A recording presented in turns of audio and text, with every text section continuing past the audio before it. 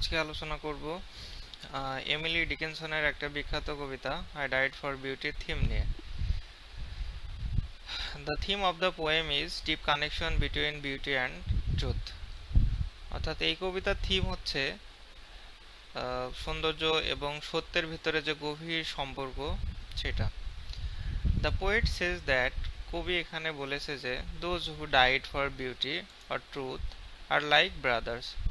অর্থাৎ যারা সত্য এবং সুন্দরের জন্য মারা গেছে তারা ভাই ভাই, অর্থাৎ তারা দুজনই সেম।